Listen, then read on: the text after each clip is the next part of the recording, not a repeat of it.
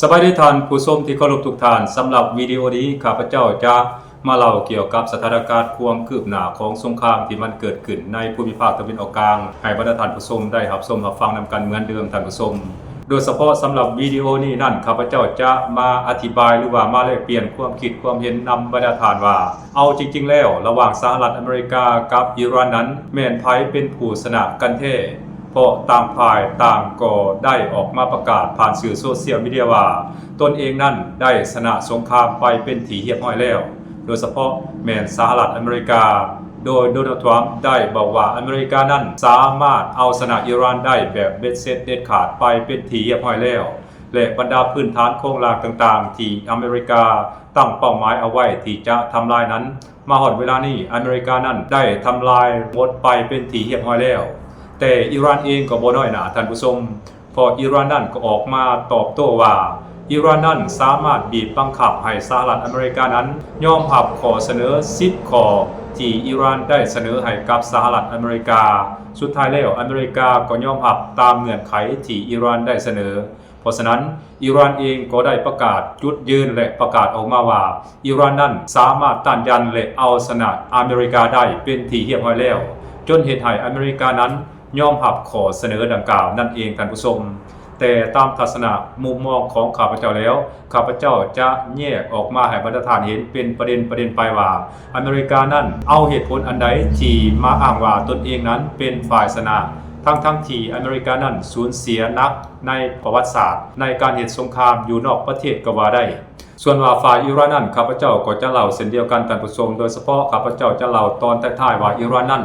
สามารถป้องกันยังไว้ได้แน่แล้วและก็อิหร่านนั้นสูญเสียยังได้แล้วอันนั้นข้าพเจ้าจะเล่าให้บรรดาท่านผู้ชมได้รับชมรับฟังนำกัน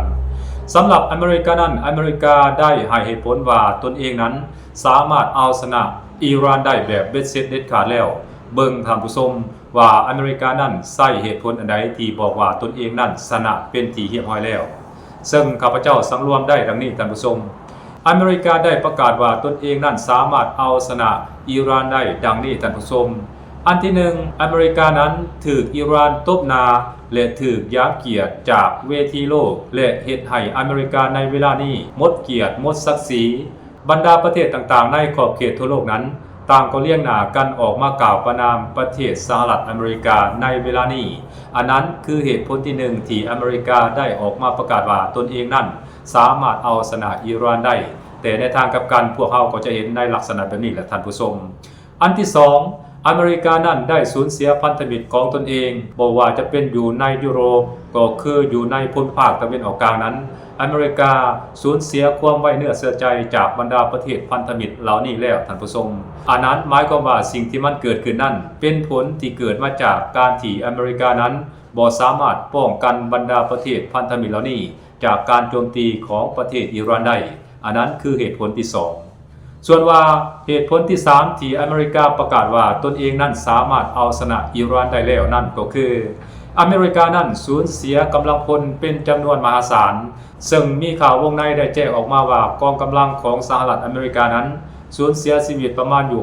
650หา750คนและบาดเจ็บจำนวนอยู่ 13,000 กว่าคนท่านผู้ชมอันนั้นคือสาเหตุที่3ที่อเมริกาประกาศว่าตนเองได้รับชัยชนะสาเหตุที่4ที่อเมริกาว่าประกาศชัยชนะจากอิหร่านนั่นก็คืออเมริกาได้สูญเสียบรรดาเรือรบโดยเฉพาะในเมื่อก่อนนั้นกองเรือรบของอเมริกานั้นถือว่ามีชื่อเสียงเรียงนามเกรียงไกรและเป็นที่เกรงขามของชาวโลกแต่มาฮอดเวลานี้กองทัพเรือของสหรัฐอเมริกานั้นบ่ต่างหยังกับหนูโตน้อยๆดีๆนี่เองท่านผู้ชมซึ่งถูกอิหร่านนั้นยิงถล่มให้ถอยร่นออกไปไกลจากหน้าน้ำในตะวันออกกลางไปเป็นที่เรียบร้อยแล้วอันที่5อเมริกาได้สูญเสียเครื่องบินสู้รบประเภทต่างๆพร้อมทั้งเครื่องบินเตือนภัยทางอากาศและเครื่องบินตื่มน้ำมันทางอากาศนั้นให้กับกองทัพของอิหร่านเป็นจำนวนหลายท่านผู้ชมและงานนี้ก็เฮ็ดให้สหรัฐอเมริกานั้นขายหน้าขายตาเพราะบ่เคยสูญเสียกองบินสู้รบในลักษณะแบบนี้มาก่อนท่านผู้ชมอันที่6อเมริกานั้นได้สูญเสียฐานเรดาร์ที่สำคัญซึ่งฐานเรดาร์ดังกล่าวนั้นก็ถือว่าเป็นหูทิพตาทิพให้กับสหรัฐอเมริกาในภูมิภาคตะวันออกกลางแต่ถูกจรวดหรือว่าอาวุธพิสัยไกลของอิหร่านนั้น ยิงถล่มให้เสียหายหักค่าและเฮ็ดให้สหรัฐอเมริกาในเวลานี้บ่ต่างหยังกับคนตาบอดที่เดินเข้ากองไฟดีๆนี่เองท่านผู้ชมด้วยเหตุผลนี้อเมริกาจึงประกาศชัยชนะจากอิหร่านนั่นเองท่านผู้ชมอันที่7สหรัฐอเมริกานั้นได้สูญเสียกองทัพหรือว่าได้สูญเสียฐานทัพอยู่ในบรรดาประเทศพันธมิตรที่อยู่ในขอบเขตตะวันออกกลางบ่ว่าจะเป็นอยู่กาตาร์ UAE บาห์เรนและซาอุดิอาระเบียต่างก็ถูกอิหร่านถล่มให้เสียหายหนักหน่วงไปตามๆกันท่านผู้ชมอันที่8สหรัฐอเมริกานั้นได้สูญเสียระบบโลจิสติกโดยเฉพาะแม้นบรรดาฐานทัพที่เป็นจุดยุทธศาสตร์ในการลำเลียงกำลังพลและลำเลียงอาวุธยุทโธปกรณ์ต่างๆนั้นต่างก็ถูกอิหร่านทำลายถล่มให้หักค่าไปตามๆกันเช่นเดียวกันท่านผู้ชมและเหตุให้แนวหน้าของสหรัฐอเมริกานั้นบ่สามารถที่จะต้านทานต่อการโจมตีของประเทศอิหร่านได้อันที่9อเมริกานั้นได้สูญเสียฐานเศรษฐกิจที่สำคัญในภูมิภาคตะวันออกกลางโดยเฉพาะแม้นอยู่ใน UAE กาตาร์และซาอุดิอาระเบียต่างก็ถูกอิหร่านนั้นทำลายให้เสียหายหนักหน่วงไปตามๆกันพออิหร่านเห็นว่าฐานเศรษฐกิจเหล่านี้แม้นเป็นแหล่งผลประโยชน์และนำเอาเงินไปเฮ็ดสงครามต้านอิหร่านนั่นเองท่านผู้ชมเหตุผลที่10อเมริกานั้นได้สูญเสียฐานบัญชาการเซนคอมซึ่งเป็นฐานบัญชาการอยู่ในภูมิภาคตะวันออกกลางที่สำคัญของสหรัฐอเมริกาและฐานนี้ก็ถือว่าเป็นหัวใจสำคัญของอเมริกาในการบัญชาการการสู้รบกับประเทศอิหร่านแต่ฐานดังกล่าวนี้ก็ถูกอิหร่านนั้นทำลายให้เสียหายหนักหน่วงไปตามๆกัน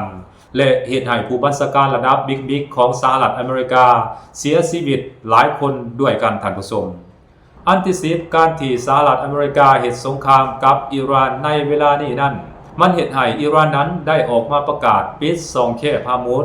และเฮ็ดให้เรือขนส่งสินค้าประเภทต่างๆของอเมริกาและพันธมิตรของสหรัฐอเมริกาบ่สามารถผ่านช่องแคบฮอร์มุซนี้ได้โดยเฉพาะแม่นกองเรือที่ลำเลียงพลังงานออกสู่ตลาดพลังงานโลกนั้นแม่นบ่สามารถลำเลียงผ่านช่องแคบฮอร์มุซนี้ได้ท่านผู้ชมเพราะฉะนั้นมาฮอดเวลานี้จึงเฮ็ดให้บรรดาประเทศต่างๆในขอบเขตทั่วโลกนั้นต่างก็ได้รับผลกระทบและเดือดร้อนไปตามๆกันท่านผู้ชมซึ่งอเมริกาเองก็บ่สามารถแก้ไขปัญหาที่มันเกิดขึ้นนี้ได้นั่นมันได้แสดงให้พวกเขาเห็นว่าแท้จริงแล้วอเมริกาเองก็บ่มีปัญญาที่จะไปบีบบังคับและเฮ็ดหยังให้กับประเทศอิหร่านได้แม้แต่น้อยเดียวท่านผู้ชมอันที่12หรือว่าเหตุผลที่12ที่อเมริกาประกาศว่าตนเองนั้นได้เอาชนะอิหร่านไปเป็นที่เรียบร้อยแล้วท่านผู้ชมซึ่งข้าพเจ้าเห็นว่านับตั้งแต่อเมริกาเฮ็ดสงครามอยู่นอกประเทศผ่านมานั้นการเฮ็ดสงครามกับอิหร่านในครั้งนี้เฮ็ดให้สหรัฐอเมริกานั้นสูญเสียหนักหรือว่าเสียหายหนักเป็นประวัติศาสตร์ที่เคยเฮ็ดสงครามอยู่นอกประเทศของสหรัฐอเมริกาบรรดาพื้นฐานโครงสร้างรวมทั้งอาวุธยุทโธปกรณ์และกำลังพลของสหรัฐอเมริกานั้นต่างก็ถูกทำลายให้เสียหายหนักไปตามๆกันด้วยเหตุนี้เหตุให้อเมริกานั้นบ่สามารถที่จะทนแบกหาบต่อความสูญเสียดังกล่าวนี้ได้เพราะฉะนั้นอเมริกาจึงออกมาประกาศว่าตนเองนั้นได้รับชัยชนะจากอิหร่านไปเป็นที่เรียบร้อยแล้วและต้องการประกาศหยุดยิงเป็นเวลา2อาทิตย์กับอิหร่านนั่นเองท่านผู้ชมเหตุผลที่13ที่สหรัฐอเมริกาได้ประกาศว่าตนเองนั้นสามารถเอาชนะประเทศอิหร่านได้แบบเบ็ดเสร็จเด็ดขาดไปเป็นที่เรียบร้อยแล้วพวกเขาจะสังเกตเห็นว่าก่อนที่อเมริกาจะประกาศเหตุสงครามกับอิหร่านนั้นอเมริกาได้ออกมาประกาศจุดประสงค์อย่างชัดเจนนั่นก็คือต้องการล้มเลิกหรือว่าต้องการทำลายโครงการผลิตอาวุธนิวเคลียร์หรือว่าโรงงานอาวุธนิวเคลียร์เพื่อสันติของอิหร่านลงให้ได้อันที่2อเมริกาต้องการโค่นล้มระบอบที่อเมริกาเอิ้นว่าระบอบเผด็จการของอิหร่านนั้นลงให้ได้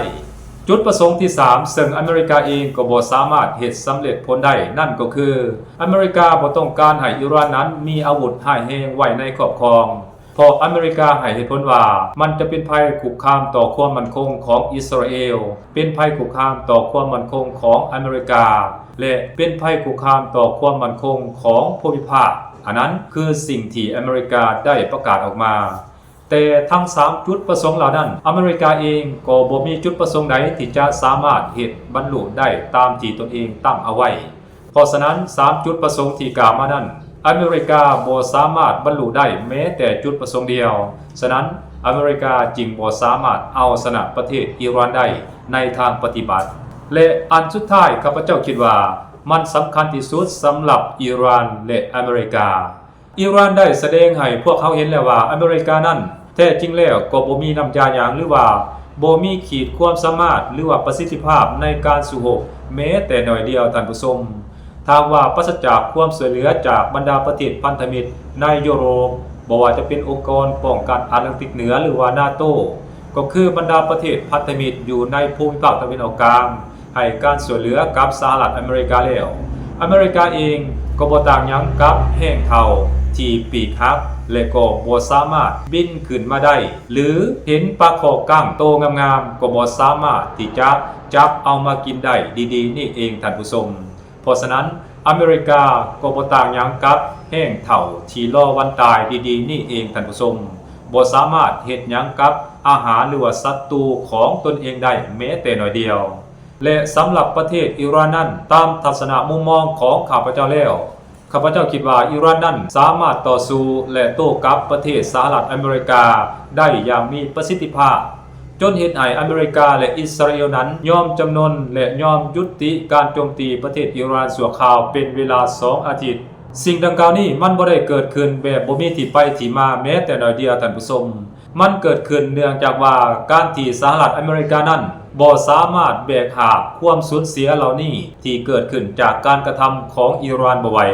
เพราะฉะนั้นอเมริกาจึงยอมยุติการโจมตีหรือว่าสงบศึกกับประเทศอิหร่านชั่วคราวเป็นเวลา2 อาทิตย์และอเมริกาเองก็ยังทนรับต่อกระแสการประณามจากโลกภายนอกบ่ไหวจึงเห็นให้สหรัฐอเมริกานั้นบ่มีทางเลือกจึงยอมยุติหรือว่ายอมเจรจายอมรับข้อเสนอ10 ข้อของอิหร่านที่ได้เสนอให้กับอเมริกาไปพิจารณาแล้วนั่นท่านผู้ชมหรือพวกเขาสามารถสรุปได้ว่าการที่อเมริกายุติหรือว่าสงบศึกเป็นเวลา2 อาทิตย์กับอิหร่านนั้นแม้เกิดจากแรงกดดันภายนอกและเกิดจากแรงกดดันเกิดจากการสูญเสียของกองทัพสหรัฐอเมริกานั่นเองท่านผู้ชมเพราะฉะนั้นพวกเขาสามารถสรุปได้แบบคร่าวๆในตลอดระยะเวลาเดือนกว่าการเกิดสงครามระหว่างสหรัฐอเมริกากับอิหร่านนั้น